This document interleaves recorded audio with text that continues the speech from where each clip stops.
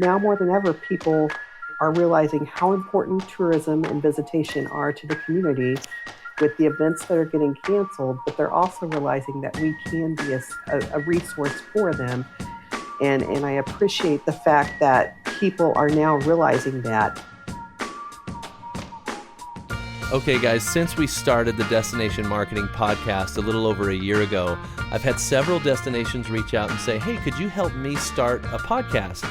And at first we were kind of like, well, no, that's not really what we do. But after enough requests, we said, you know what, let's explore this. And we've created a turnkey program for destinations where we will produce, we will host, we will edit, and we will publish your podcast for your destination on a weekly, bi-weekly, or monthly basis.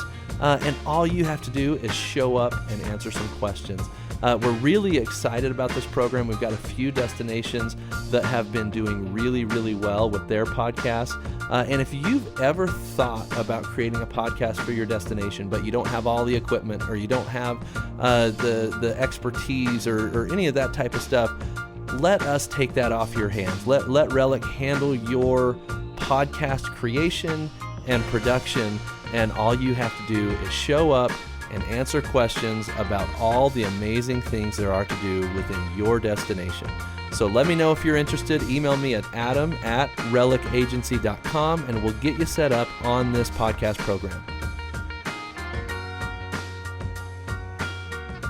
Hello, everyone, and welcome to another episode of the Destination Marketing Podcast. I'm your host, Adam Stoker. I'm excited to be with you today. We've got another great show for you. Today we have with us Amy Schneider, and Amy is from Como. That's Columbia, Missouri. Amy, we're excited to have you with us today. Welcome to the show. Well, thank you. I'm excited to be here. It's great to have you. You know, I'm excited to talk about Columbia, Missouri, but before we do, want to ask you a couple questions that we like to get from every guest that comes on the show. You've heard it before, so tell me, what is your dream destination? If you could go anywhere in the world, where would it be? I will tell you that these two questions were the hardest questions for me because it's difficult to think of just one place. Like dream destination, I would love to go to Ireland. My maiden name is Nugent, so I have a lot of history there. I've never been to Napa Valley. I'd like to go drink some really good wine and look at the landscape. Australia, and I could probably go on, but there are a lot of places I haven't been that are just waiting to get checked off. Yeah, three great and very different destinations, right? You've got Ireland, Napa Valley, and Australia. I mean, those are three very different places. Tell me a little bit about what criteria do you look for when you're planning that dream vacation? Um, Honestly, word of mouth. So any of these places are places that I've either had friends or family go to, and my brother just got back from Ireland last fall, and just hearing about it and the places that they've gone and what they've seen, that's really what sells me. Just as destination marketing, as we tell people why our destinations are great, when I hear about other destinations, that's what really intrigues me. Okay. So it's seeing other people have an amazing time and having a little bit of FOMO there. You want to go experience it for yourself. Yes, absolutely. Great. Okay, well, let's talk about places you've been. What is your favorite destination you've ever visited? Come on. I told This you is hard too. this was tough too. Um, so we went to New York City for the first time. I don't know, 5 years ago, and I absolutely loved the rush of it. I absolutely loved being in Times Square with all of the people, and absolutely Broadway. I'm a huge musical geek. I love to see everything, and I would like to go back and look more at the boroughs, look more into the neighborhoods. And then on the opposite side, we went to Hawaii for my daughter's high school graduation. And I just loved the pace of it. I thought it was just one of the most beautiful places I've ever seen. We went to Maui, so I'd love to check out the other islands as well. Oh man. So it's funny, you've once again come up with two very different destinations, right? As your favorite trips. I love that. So we went to New York a couple of years ago, and we ended up going to the little restaurant called Serendipity. You know that the movie is named Hmm. after. Did Yeah, you happen to make it to that little restaurant while you were there? I did not. I'll have to put that on my list for next time. Oh, put it on your list. It was one of the main highlights of our trip. We had such a great time that we went there twice. Wonderful. Yes, that'll definitely go on my list for sure. Awesome. And then I'm actually going to Maui for my first time in Hawaii in November, assuming that's still a possibility in Yeah, November. So, it sounds like we have similar interests there, Amy. definitely.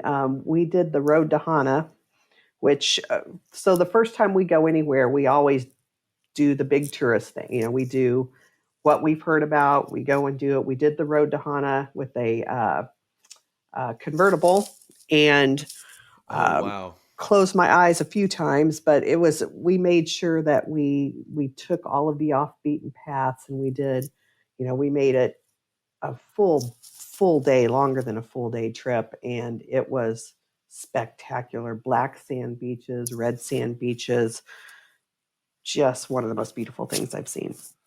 Oh, I've had so many people tell me you got to do the road to Hana. You got to do the road to Hana. So I'm excited to check that out. Yeah, be brave. Okay, I got to know what you mean by that.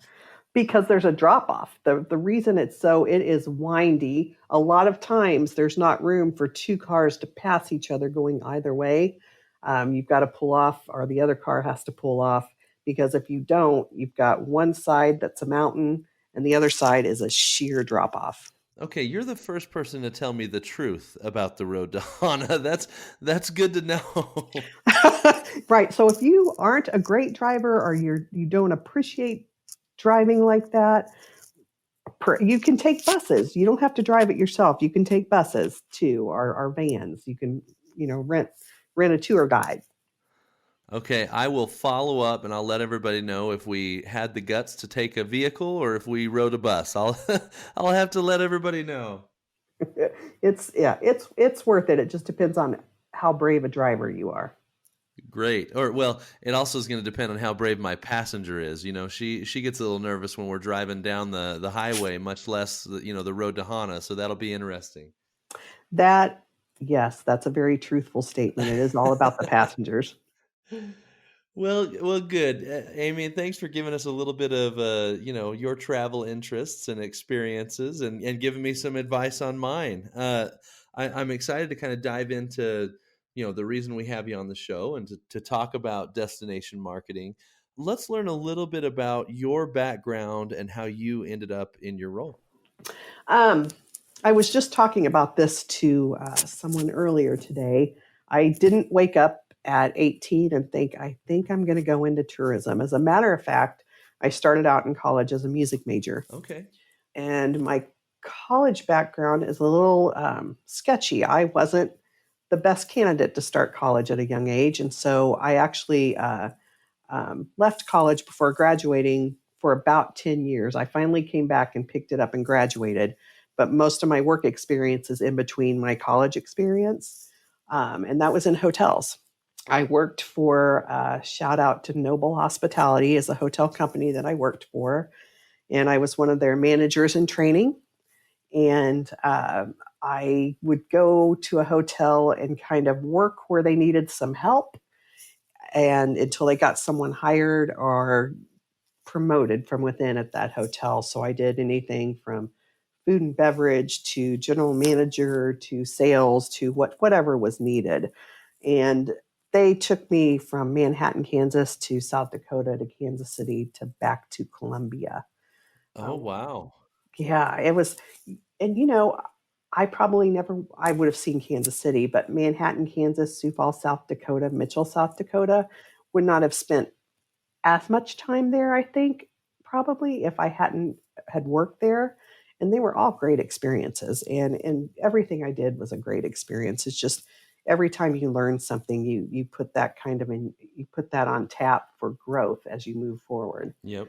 Um, and so once I got back to Columbia, I realized that this was home. My family's from Missouri or Missouri, depending on which way you want to pronounce it. Yeah, yeah. And Which one are you? Are you Missouri or Missouri? You know what? I do both. I know that's a shock considering everything I told you about my travels. I grew up saying Missouri, but when I came to Columbia, everyone said Missouri. And so I kind of flipped back and forth.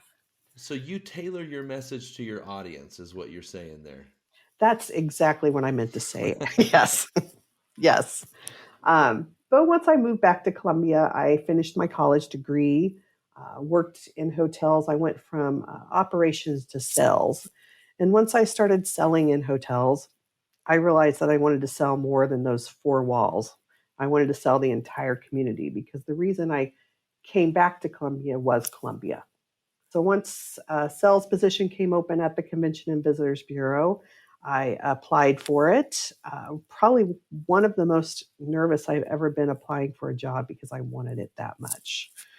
Um, and I got it. I was a sales manager at the CVB for a few years. And when our director at the CVB retired, I was privileged enough to be able to apply for that job and to get it. And so I'm really sitting where I didn't know I wanted to be, but I want to be.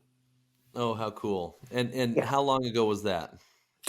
I became the interim director and the real director, all in the real director as opposed to the fake one, um, in 2011.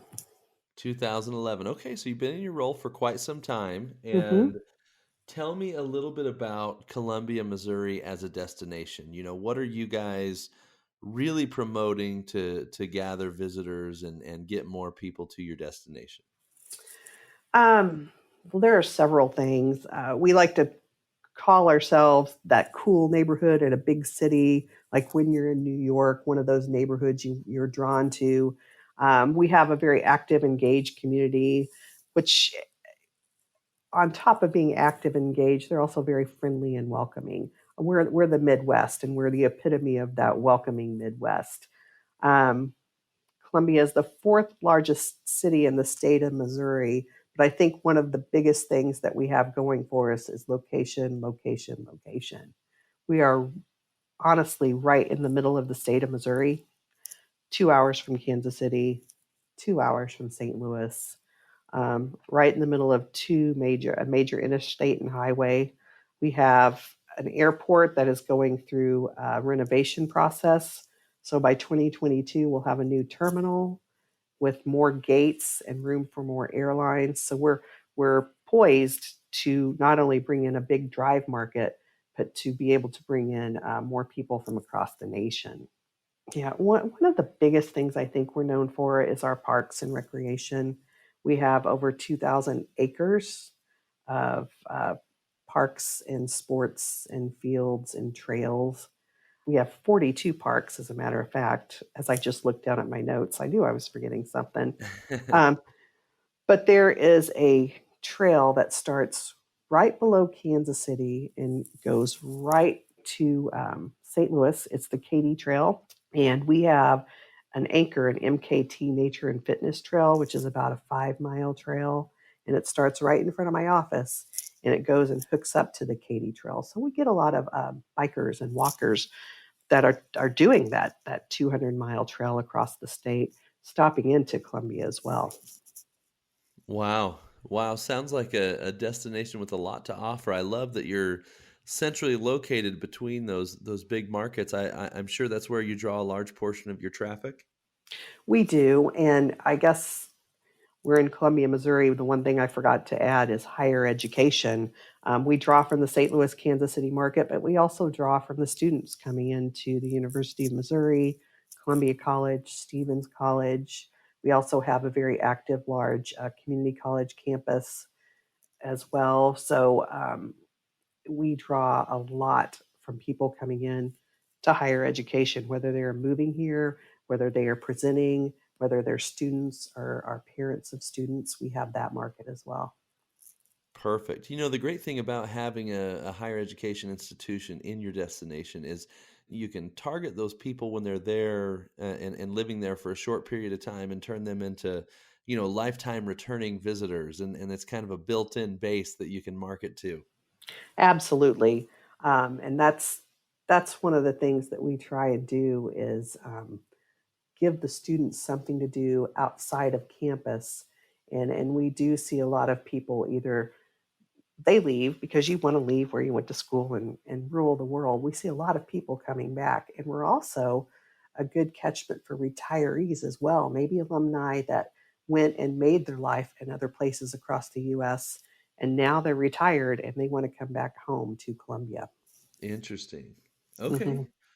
All right. Well, you, like every destination, have been navigating this challenging situation of coronavirus, and I would love to hear a little bit about kind of the timeline of when it became real for you, and what your experience has been like going through this so far. Personally, it became real for me when my daughter came home for spring break and never left. Um, but but after that, um, we had a big about the 1st of March was the last big event we had. It was the very first weekend of March. It was our True False Film Festival.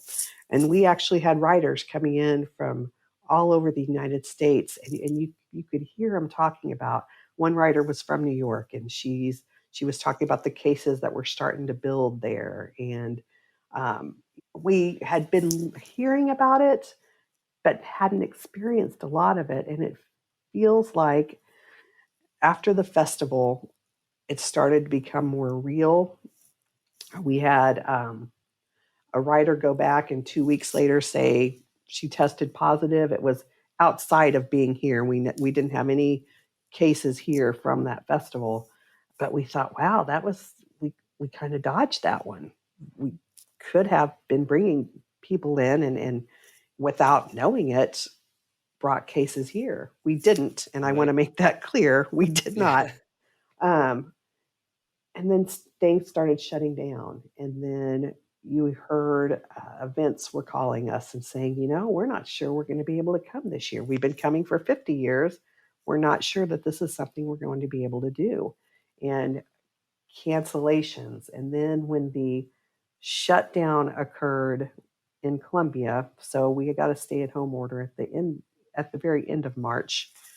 Um, and people started working from home, and you couldn't just walk outside and go eat dinner with someone or go see a movie.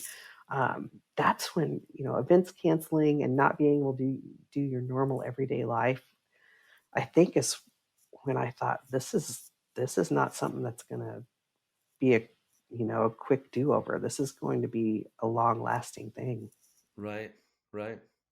Well, and so tell me, as the director of the DMO, how did you react and start attacking the crisis in your role?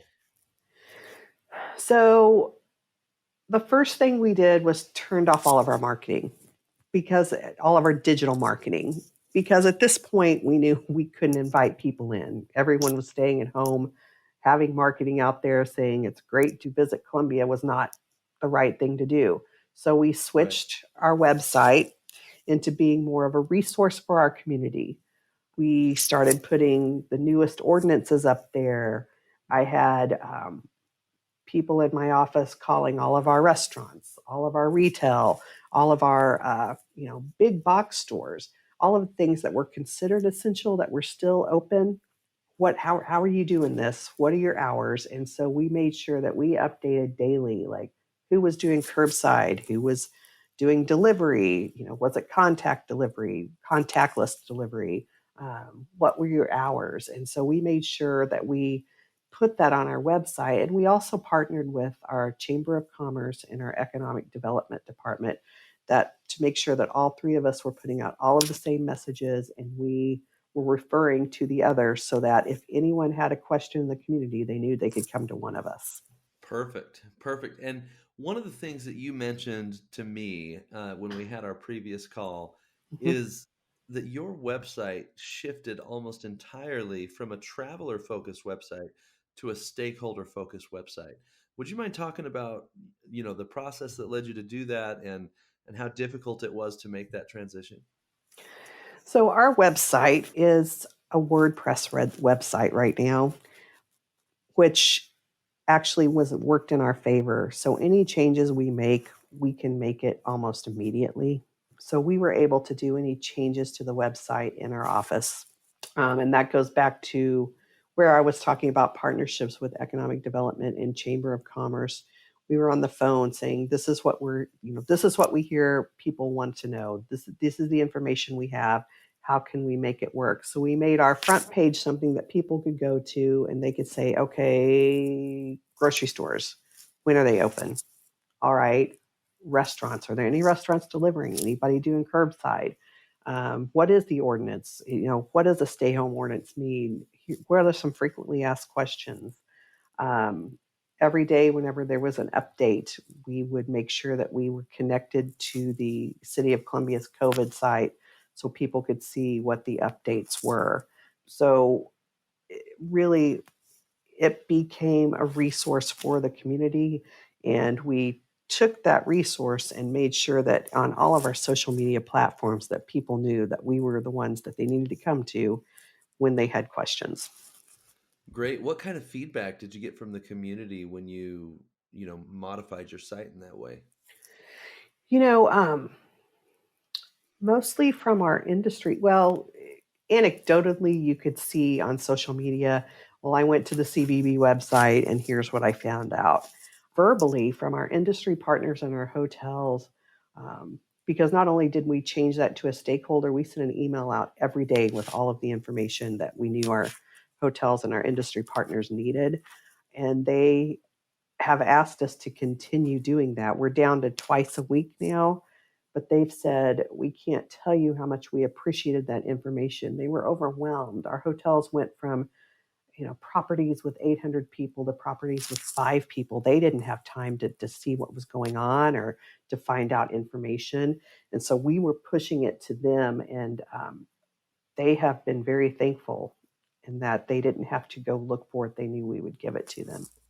Well, you know what I find interesting about that, and this is what I think a lot of destinations need to realize is by doing this, by modifying your website and becoming stakeholder focused, especially during the coronavirus situation, you're building reputation and relationships with stakeholders that may not have understood in the past what you even do, what value you bring to the community, and why it's so important to collaborate with you. And now you're front and center, right, with the changes that you've made. So I think that's a great approach to move when a crisis like this happens, to move from a traveler facing role to a take care of our stakeholders role, and really provide that leadership and demonstrate the whole reason you exist. I agree. I think that was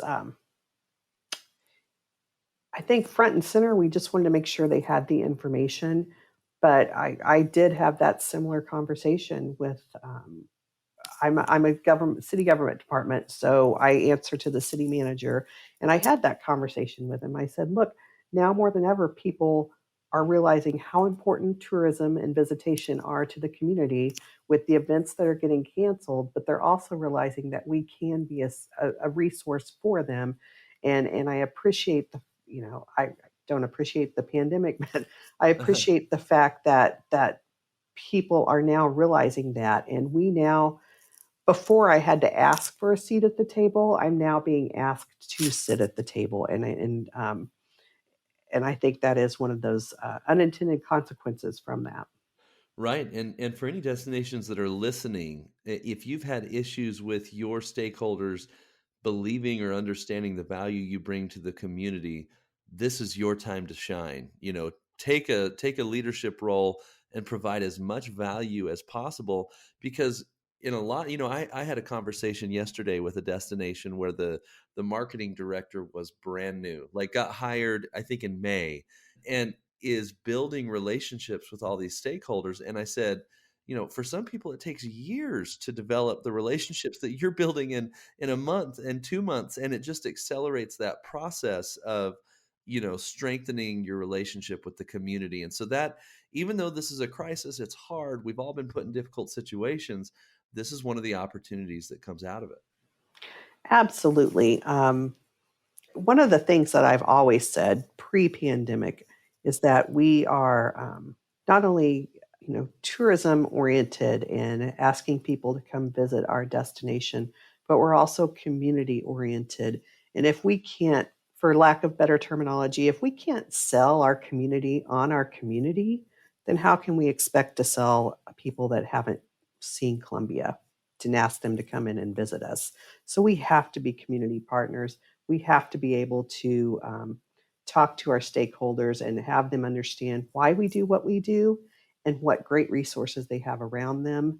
I've always been an advocate for that, and this just allowed us to step that up. Great point. Great point. Well, your city has recently implemented something that I think a lot of people would see possibly as a challenge, especially from a tourism standpoint. We're going to take a little break, and when we come back, we're going to talk about how it's affected you and your department. Okay. Today's episode is brought to you by Relic. As many of you know, I own an advertising agency called Relic, and we work specifically with tourism destinations. If there's any of you that are struggling with what to do next, or you've tried agencies that don't specialize in tourism, or if you've been using the local flavor for years and years and you're just looking for something new, I would say give us a call. Give us the opportunity to take a look at your plans, see what you're doing.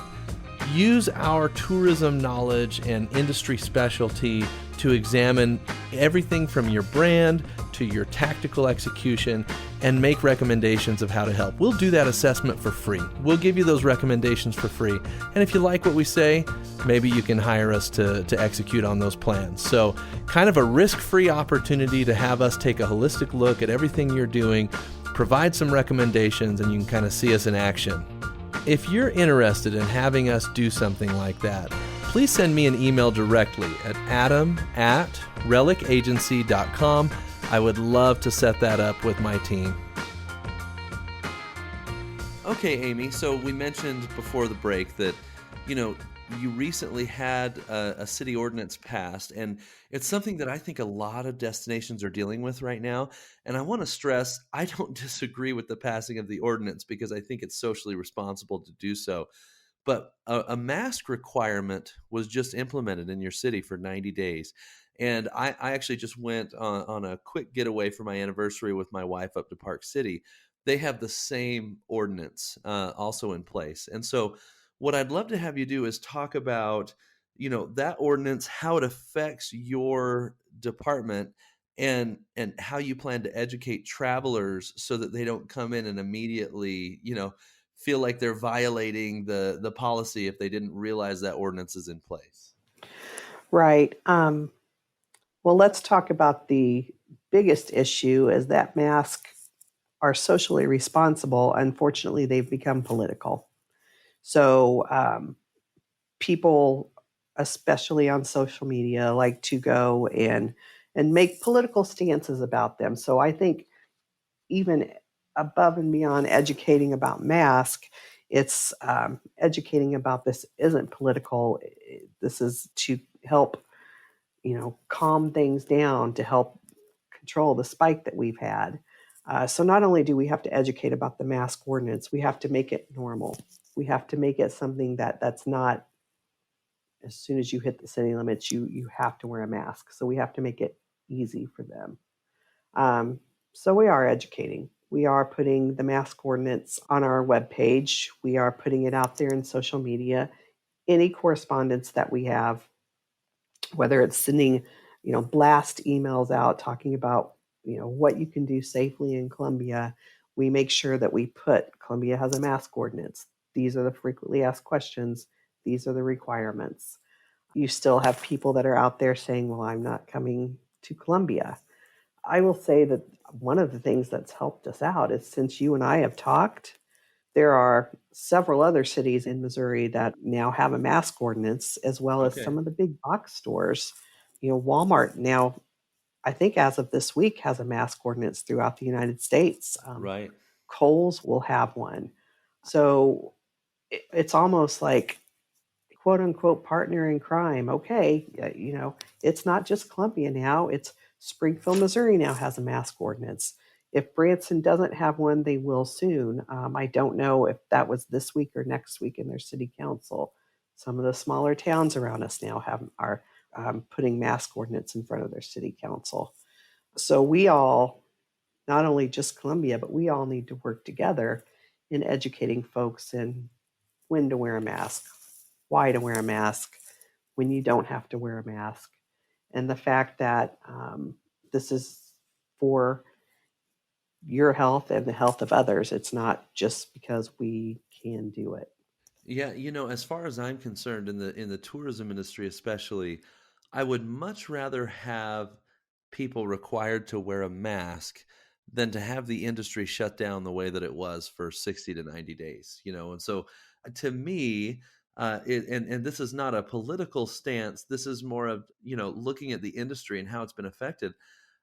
I would rather have the small inconvenience of a mask, than have our industry brought to its knees. And so I personally like the mask ordinance because it allows our tourism businesses to continue to function, to generate revenue, and survive this pandemic. Absolutely. I mean, you've got two choices. You follow this because science shows this can help control it, or you shut down. And nobody wants that to happen at all. It happened once. It can't happen again because some of those businesses, restaurants, hotels that came through this last shutdown may not make it through a second one. And that's not what we want to happen. Right, right. Great point. Well, one of the things you mentioned to me was that some of the businesses within your destination are going to be providing masks. Did you have an influence on that decision, or did that happen organically? You know, um, I think it happened organically, but it also happened because we have some great partnerships here in Columbia. Um, Technically, businesses don't have to provide masks. They do have to provide it to their employees, but they don't have to provide it to visitors or guests coming in. However, they've made sure they have extra masks. And if somebody comes in without a mask, they offer it to them because I think we go back to being that friendly, welcoming community. No one wants to have to turn anyone away, and no one wants a confrontation. So I think that's one of the big reasons they did it. Our public health department has been really good about having phone calls with businesses across the community, whether it's bar owners, hoteliers, university and higher education, and trying to figure out the best way they can help. They went and did a mass order of just small white cloth masks, and we are in the same building as the Chamber of Commerce, so we partnered with the Chamber of Commerce and put mass emails out there and said, if you need masks for your business, here you are. Come to our building between these hours, and we'll give them to you. And we had a great response for that as well. Awesome. Well, I think giving out masks is a great way to say, okay, look, you forgot your mask, fine. You're you're not going to be called out publicly. Let's just give you a mask, and you can still patronize our business. I like the approach because it's very non-confrontational. You know, Right. um, I want to pivot a little bit the conversation because I know that events and sporting events and festivals and concerts, those are all big things for Columbia, Missouri. So knowing that events are somewhat in question right now, especially in the short term, tell me a little bit about how you're addressing that, how you've navigated that, and kind of what your plan looks like in the short term to replace that business if you can. Wow, it's definitely day by day. We're still holding out for some sort of a college football season, and I'm not sure when that announcement's going to be made. Will there be college football? If there is, what will visitation look like? So that's one of those things that are out of our hands, and that's also that's an anchor. That's 6 huge weekends for Columbia that anchors our fall economically. So there's not really a replacement for that, but there is ways to at least try and stack those weekends up. When people want to have a conference or an event in Columbia, they're very used to knowing that they have to work around football weekends. So it could be that this year, depending upon what the football season looks like, that we're able to bring in some smaller conferences or events that we may not have been able to bring in the past. We still have youth and amateur sports, and I think, like a lot of destinations, we found out that's a great foundation. People are traveling with their ball teams. Columbia is unique in that we have just built, and I know that in the next year it will be one of the top cross country courses in the United States. We have one of the top ranked disc golf courses. So, being creative and thinking outside of the box and figuring out how to utilize the facilities that we have that may not be your usual, basketball, baseball, softball, which we have those fields as well, but how to create events that work around some of the great facilities that we have.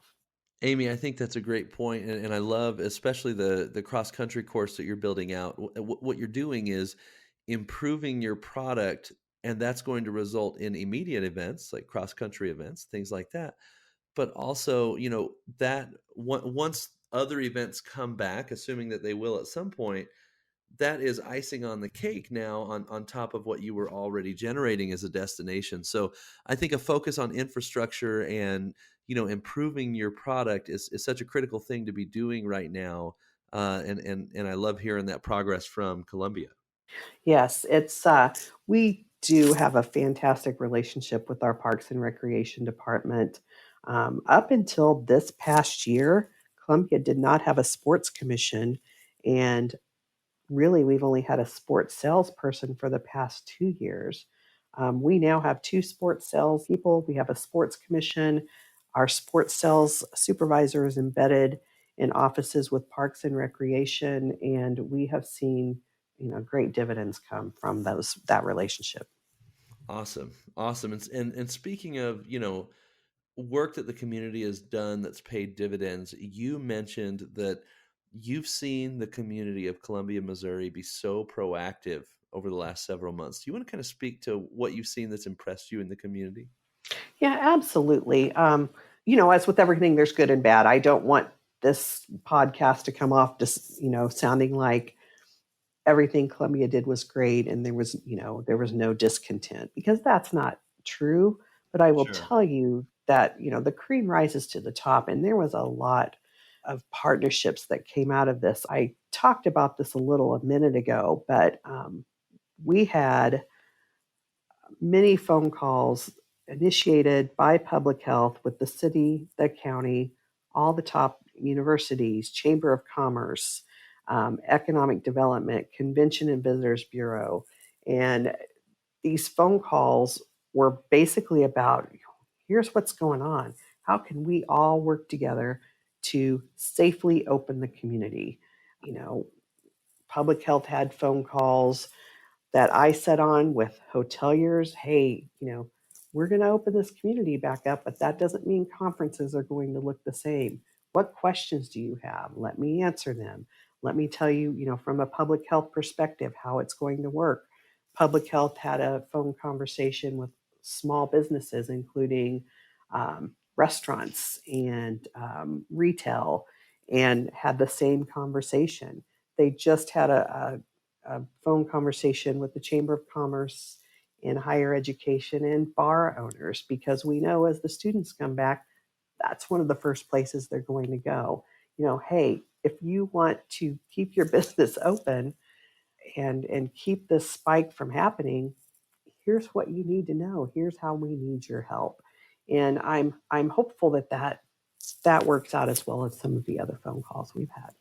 Awesome. And great to hear the collaboration that's happening. This we touched on it earlier, but this is a time for, businesses and community leaders to come together with the common goal of, not only survival but thriving after the pandemic. And sounds like Columbia has done a great job of that. I think so. It's evident that we've all been working together and not separately. And that just makes me proud. It makes me proud to be affiliated with this community and with the leaders that we have across here. Well, great stuff, Amy. Is there anything that I haven't asked you that you feel like would benefit the DMOs that are listening? I don't think so. I just know that, the tourism industry it's been hit harder during this pandemic than almost any other industry. The tourism industry is also an industry that, unless you are Orlando, Florida, or Anaheim, California, and you are tourism based, some of the smaller destinations like Columbia, like other cities across the Midwest, across the United States, that aren't necessarily top of mind when you think of tourism. I think people now understand what tourism and visitation is, what an economic driver it is. And if you have to find a silver lining, it's the fact that people are now respecting this industry and what it does for our communities. Yeah, yeah, that makes a lot of sense. Amy, it's been so good to have you today, and really appreciate you coming and sharing your knowledge, experience, and insights with us. It's been great being on here. I wasn't sure I was going to be able to fill the time for you, but it's been a pleasure. Well, we absolutely did. It's been a great episode, and we wish you the best of luck as you continue in your process of working on recovery. Well, thank you very much, and best of luck to you as well. Thank you so much. Well, everyone, this has been another wonderful episode of the Destination Marketing Podcast. Thank you for listening. We appreciate you taking the time. And if you've enjoyed today's show, please go leave us a quick rating or a review. That always helps us to continue to grow our listener base and to continue the show. And thanks, everybody. We'll see you next week.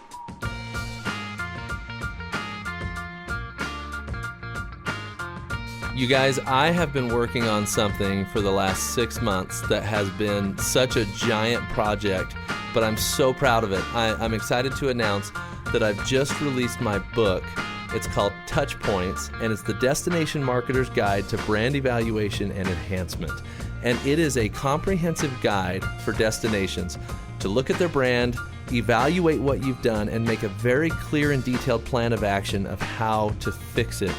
And look, I'm biased, right? Because I wrote it, but I think it's so good. I think it's a great guide, and I'm really, really happy with how it turned out.